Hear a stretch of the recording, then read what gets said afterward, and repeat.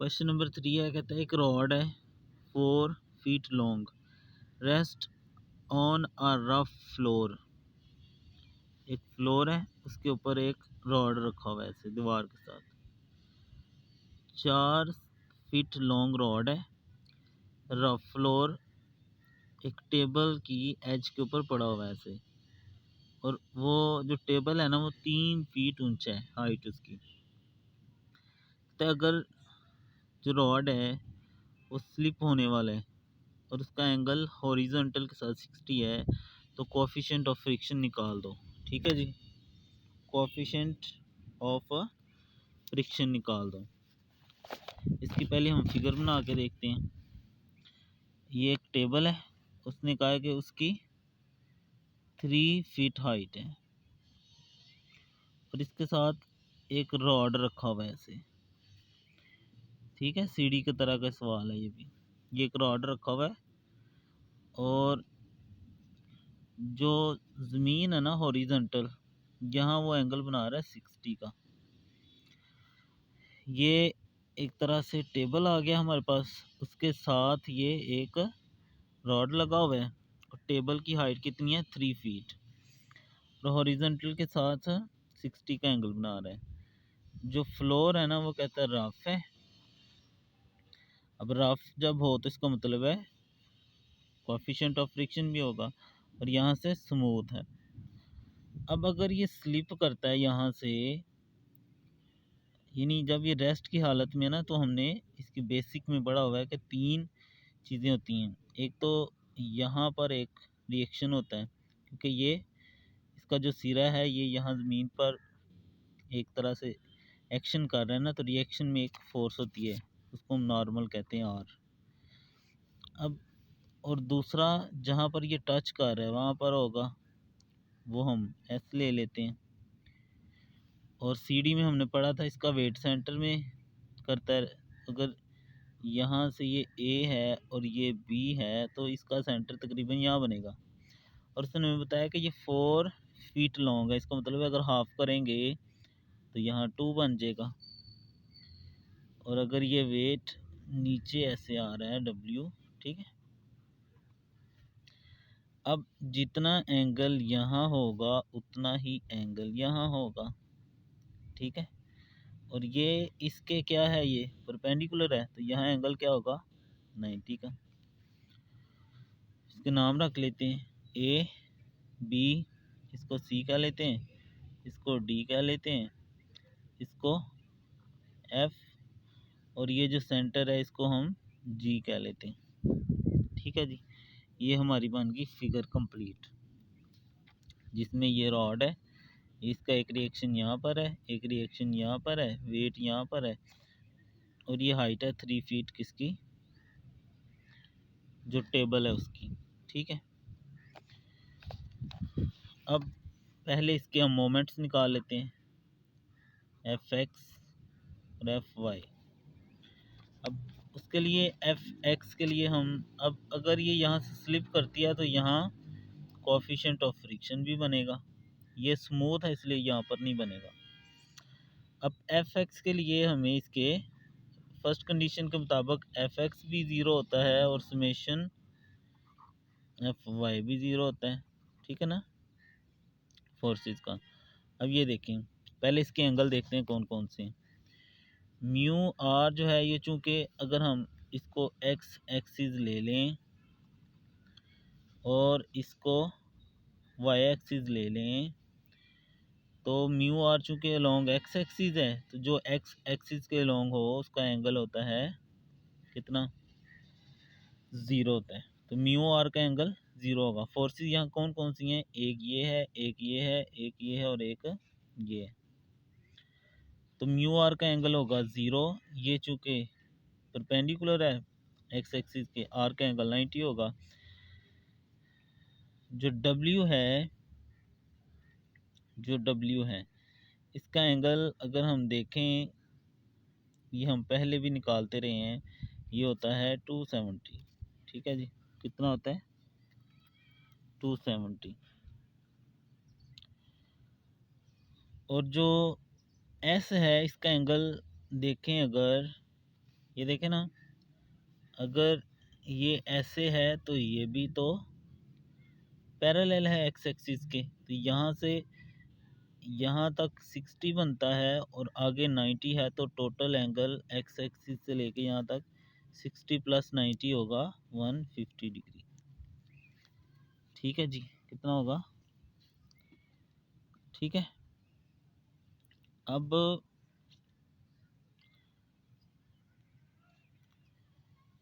150,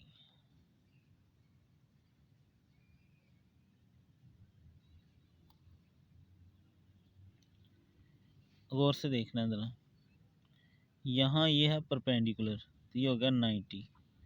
ठीक है, 90 + 50 कितना होता है? 150। तो यहाँ कितना बचेगा फिर? 30, अगर ये ट्राइंगल हम फर्ज कर रहे हैं तो। ठीक है, अब गौर से देखना है ज़रा क्या होने लगा है। यानी डब्ल्यू का एंगल वैसे तो हमें पता है 270 होता है, लेकिन कैसे है ये देखें। अगर हम इसको देखें ना, यहाँ से यहाँ तक 180 होता है। अगर एक्स एक्सिस को यहाँ ये देख लिया जाए ना, तो ये होता है 180। तो जितना एंगल अंदर की तरफ होता है उतना ही बाहर होता है। तो यहाँ इसका 30 है ना, एक मिनट, ऐसे नहीं, ये देखें, यहाँ हम देख लेते हैं, ये डब्ल्यू है ना, यहाँ से शुरू करेंगे एक्स एक्सिस से, तो यहाँ तक आ गया 180, और आगे भी ये परपेंडिकुलर है, तो 180 + 90 270 होता है। ठीक है जी, अब इसके हम कंपोनेंट लिखते हैं। एक्स एक्सिस के लिए म्यू आर cos 0, फिर आर का लिए 90 है ना, सबके साथ cos लगाते जाएंगे, आर cos 90, फिर डब्ल्यू cos 270, और फिर लास्ट वाला S cos 150 equal to 0। cos 0 1 होता है तो ये म्यू आर आ जाएगा, cos 90 0 होता है तो ये 0 हो जाएगा। उसके बाद cos 270 भी 0 होता है तो यहाँ भी 0 आ गया। cos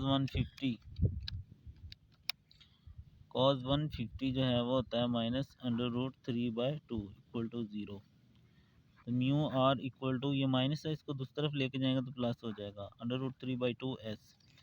अब वाई कंपोनेंट्स के लिए यही सारा कुछ लेना है, लेकिन क्या करेंगे, जहाँ जहाँ कॉज है वहाँ वहाँ क्या आ जाएगा, साइन आ जाएगा। तो mu R sine 0, R sine 90, W sine 270 और S sine 150 equal to 0। Sine 0 0 होता है, साइन 90 1 होता है, तो आर आ जाएगा साइन 270 -1 होता है तो माइनस डब्ल्यू आ जाएगा, और एस 150 ये 1/2 होता है इक्वल टू 0। आर और 1/2 एस को हम यहीं रखते हैं और डब्ल्यू को उधर ले जाते हैं। अगर मैं आर को इधर रखूँ तो ये बनेगा डब्ल्यू -1/2 एस। जो आर की वैल्यू है मैं यहाँ दर्ज करवा देता हूँ, डब्ल्यू -1/2 एस बराबर √3/2 एस। इधर एलसीएम अंदर कर लें तो 2w - एस इंटू म्यू बराबर √3/2 एस। 2 से कैंसिल करेंगे, म्यू को अंदर मल्टीप्लाई करते हैं, 2 mu W minus mu S equal to √3s। 2 mu W √3s, ये एस वाली इधर ले आएंगे तो प्लस म्यू एस हो जाएगी, एस कॉमन ले लें तो ये आ जाएगा √3 + म्यू। इधर क्या है, 2 म्यू डब्ल्यू, 2 म्यू डब्ल्यू, और ये उधर जाके अगर मैं यहाँ से एस निकालूँ तो निकलेगा 2 म्यू डब्ल्यू ओवर √3 + म्यू बराबर एस। तो ये फर्स्ट कंडीशन ऑफ इक्विलिब्रियम से हमें एस की वैल्यू निकल आई है, लेकिन हमने तो म्यू निकालना था। तो इसके लिए फिर हम क्या करेंगे, मोमेंट्स निकालेंगे। इसके मोमेंट्स कैसे निकाले जाते हैं वो भी देख लें।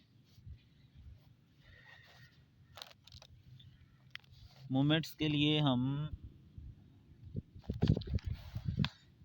अगर हम पॉइंट ए को ले लें मोमेंट्स के लिए, तो जो ये देखें आर वाली यहाँ से ही ऐसे जा रही है और म्यू आर वाली भी यहाँ से ही जा रही है। तो जो मोमेंट के पॉइंट्स में से पॉइंट गुजरता हो उसके लिए मोमेंट ज़ीरो होता है। तो आर भी ज़ीरो होगा और म्यू आर भी ज़ीरो होगा, इसलिए ये नहीं लिखेंगे। तो फिर कौन कौन से रह गए, एक एस रह गया और एक डब्ल्यू रह गया। तो डब्ल्यू का मोमेंट कैसे निकालेंगे, वेट इंटू परपेंडिकुलर डिस्टेंस, यानी कि डब्ल्यू मल्टीप्लाई ए एफ, ये डिस्टेंस। और एस के लिए हम क्या करेंगे, एस इंटू परपेंडिकुलर डिस्टेंस, तो उसका परपेंडिकुलर डिस्टेंस ये होगा ए सी। और ये चूंकि आपस में नेगेटिव होते हैं, यानी कि वेट और जो नॉर्मल हैं, इसलिए दोनों को आपस में इक्वल रखेंगे हम। ठीक है,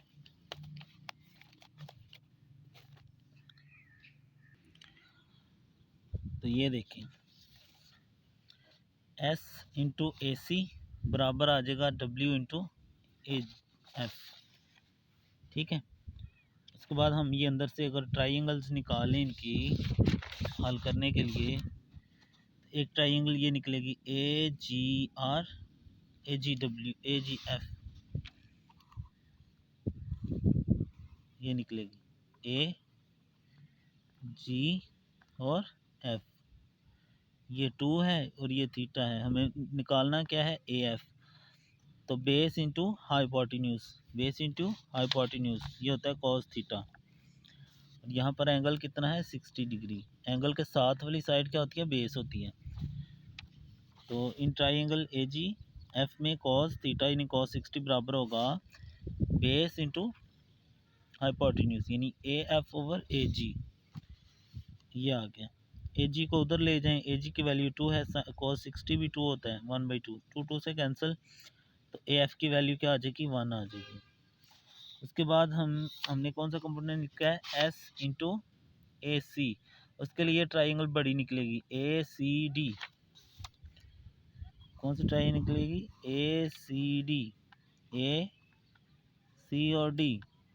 ये 3 है, हमें ए सी चाहिए यानी हाइपोटेन्यूज, और ये एंगल है 60। तो perpendicular over hypotenuse sine theta होता है। ठीक है, तो यहाँ साइन थीटा आ जाएगा, थीटा 60 है, तो डी सी ओवर ए सी। तो हमें यहाँ से ए सी चाहिए, ए सी उधर ले जाएं, रीअरेंज करके ना, यहाँ से ए सी निकलेगा 6√3। अब ये दोनों वैल्यूज़ हम इस फार्मूले के अंदर रख देंगे। ठीक है,